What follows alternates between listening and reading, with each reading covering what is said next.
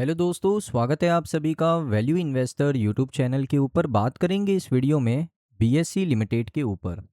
अब देखिए, BSc limited के अंदर आज के सेशन में आपको 0.70% का गिरावट देखने को मिला।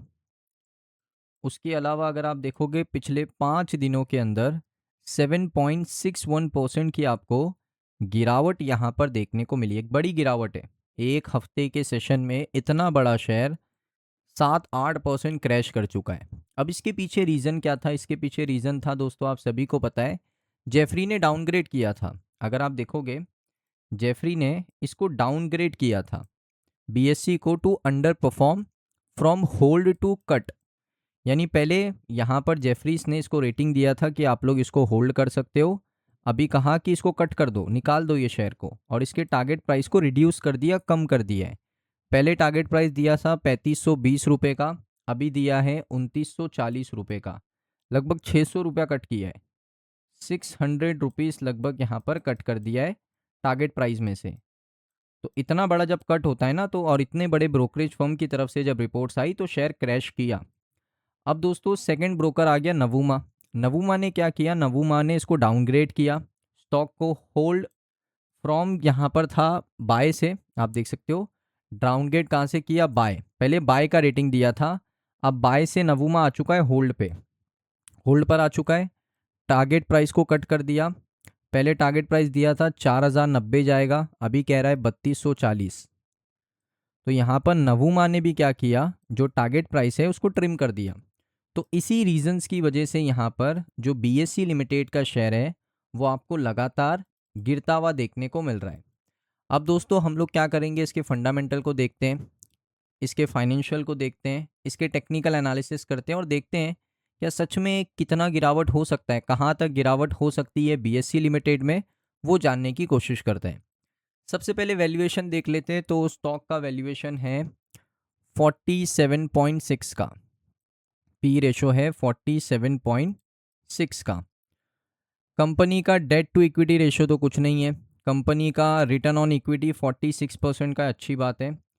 कंपनी का अगर आप देखोगे यहाँ पर बुक वैल्यू 164 रुपीज़ का है। अपने बुक वैल्यू से ऑलमोस्ट 30 गुना ज़्यादा ट्रेड कर रहा है। 30x आई थिंक, 30 या 20x, 30x आई थिंक, 30 गुना ज़्यादा ट्रेड कर रहा है। यहाँ पर पता चल जाएगा, हाँ 20 गुना ज़्यादा ट्रेड कर रहा है अपने बुक वैल्यू से। अब दोस्तों देखिए, कंपनी डेट फ्री है। कंपनी अच्छा क्वार्टर हमेशा अनाउंस करती है। कंपनी ने अच्छे प्रॉफिट्स अनाउंस किए हैं पिछले 5 सालों में। कंपनी का आरओई काफ़ी अच्छा है। कंपनी अच्छा डिविडेंड पे आउट देती है, 22% का डिविडेंड यील्ड है कंपनी का। ये सारी अच्छी चीज़ें हैं। लेकिन दिक्कत किधर है ना? दिक्कत दोस्तों अगर आप देखोगे, इंडियन एनर्जी एक्सचेंज का जो वैल्यूएशन है वो 22 का है, 22 का पी है। मल्टी कॉम का है 50 का पी, और इसका है 47 का पी। अभी थोड़ा इंडस्ट्री का on an average price to earning ratio निकालते हैं, देखते हैं इंडस्ट्री का पी क्या है। तो इसमें हम लोग ऐड करते हैं industry P. I think add हो गया, 47.6 का है, सेम ही है। तो ओवर वैल्यू नहीं कह सकते, बिकॉज इंडस्ट्री का ऑन एन एवरेज वैल्यूएशन इतना ही होता है जितना स्टॉक का भी करंट पी है। तो इसको ना हम ओवर वैल्यू कहेंगे ना अंडर वैल्यू कहेंगे, इसको हम लोग कहेंगे सही वैल्यूएशन पे काम कर रहा है। अब दोस्तों ये चीज़ हो गई। टेक्निकली अगर मैं क्वार्टर्स की बात करूं तो रेवेन्यू में ऐसा कोई बड़ा जंप नहीं आया, आप देख सकते हो। लगभग 63% का ग्रोथ है ईयर ऑन ईयर बेसिस पे, बट कोई इतना बड़ा जंप नहीं है क्वार्टर ऑन क्वार्टर बेसिस पे, क्योंकि पिछले साल 958 करोड़ का सेल किया था, इस साल 1566 करोड़ का सेल किया है। 63% का ग्रोथ है ईयर ऑन ईयर बेसिस पे कंपनी के सेल्स के अंदर, रेवेन्यू के अंदर। कंपनी का नेट प्रॉफिट अगर मैं आपको बताऊं ईयर ऑन ईयर बेसिस पे, तो नेट प्रॉफिट अगर आप देखोगे 66% ग्रो किया है। पिछले क्वार्टर में कंपनी का नेट प्रॉफिट था 713 करोड़ का। इस क्वार्टर में कंपनी का नेट प्रॉफिट है 1164 करोड़ का। बेटा 66% का ग्रोथ है ईयर ऑन ईयर बेसिस पे कंपनी के नेट प्रॉफिट के अंदर। तो फाइनेंशियल भी अच्छे लग रहे हैं, वैल्यूएशन भी ठीक है। अगर हम लोग देख लेते हैं बैलेंस शीट, तो रिजर्व आप देख सकते हो 6591 के रिजर्व हैं। डेट ज़ीरो है, अच्छी बात है, कमाल की बात है, डेट इस कंपनी के ऊपर ज़ीरो है।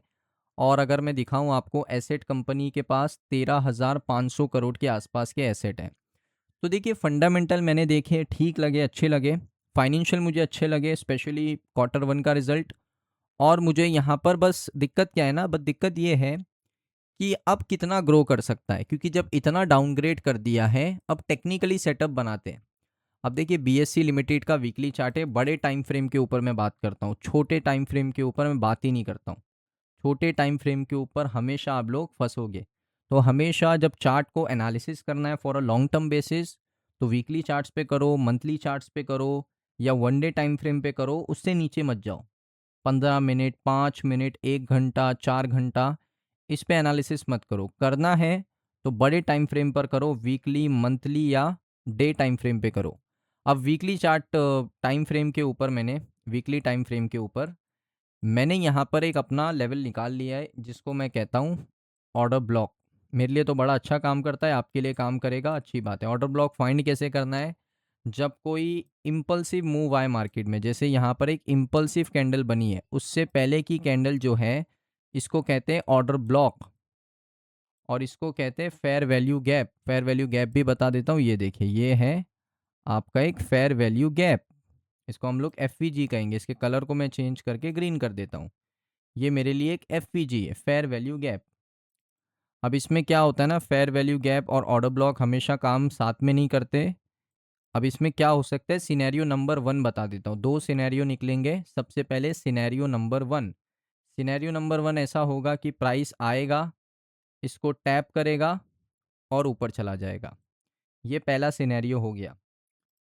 सेकंड सिनेरियो क्या बनेगा, प्राइस आएगा, ऑर्डर ब्लॉक को टैप करेगा, ऊपर चला जाएगा। ये दूसरा सिनेरियो होगा। और ऐसा भी हो सकता है कि अगर प्राइस, तीसरा सिनेरियो बता देता हूँ, प्राइस आएगा, इसको स्वीप मारेगा, ऊपर चला जाएगा। स्वीप मतलब इन लेवल, क्योंकि यहाँ पर एक सपोर्ट है। देखिए सपोर्ट बता देता हूँ, जोन क्रिएट कर रहा हूँ, सपोर्ट है। सपोर्ट के नीचे होती है लिक्विडिटी।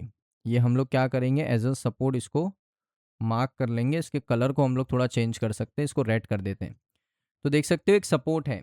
तो तीसरा सिनेरियो मैंने क्या बताया, प्राइस आएगा, गिरेगा, ऑर्डर ब्लॉक को भी रिस्पेक्ट नहीं करेगा, यहाँ पर आएगा, इसको, इनकी लिक्विडिटी लेगा, क्योंकि यहाँ पर स्टॉप लॉस होगा बायर्स का, इनकी लिक्विडिटी लेगा और फिर ऊपर जाएगा। ये तीसरा सिनेरियो बन सकता है।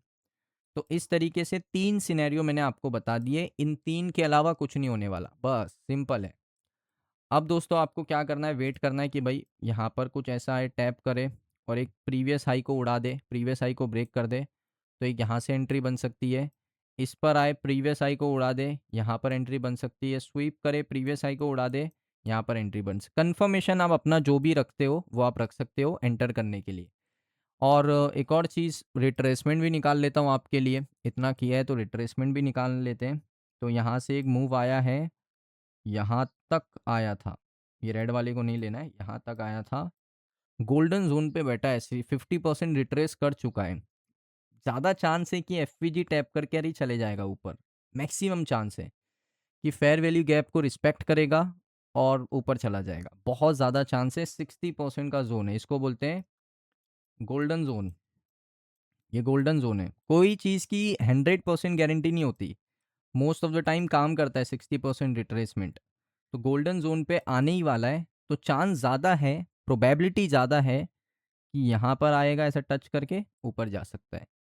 तो चांस ऐसे ज़्यादा बनते हैं। नेक्स्ट टारगेट क्या हो सकता है, अगला टारगेट तो देखिए वीकली चार्ट्स पे डायरेक्ट आपको ये वाला हाई देखने को मिल रहा है, 4445, यानी 4445, ये लेवल ही देखने को मिल रहा है। उसके बाद 5000 का एक लेवल बन सकता है, बट ऑल टाइम हाई होगा तो उस पर कह नहीं सकते, बट जो प्रीवियस हाई है वही हमारा टारगेट बनता है। सो दोस्तों ये वीडियो कैसा लगा आपको कमेंट सेक्शन में बताइए। अगर आपको वीडियो अच्छा लगा, वीडियो को लाइक करें। मिलता हूँ मैं आप सभी लोगों को नेक्स्ट वीडियो के अंदर।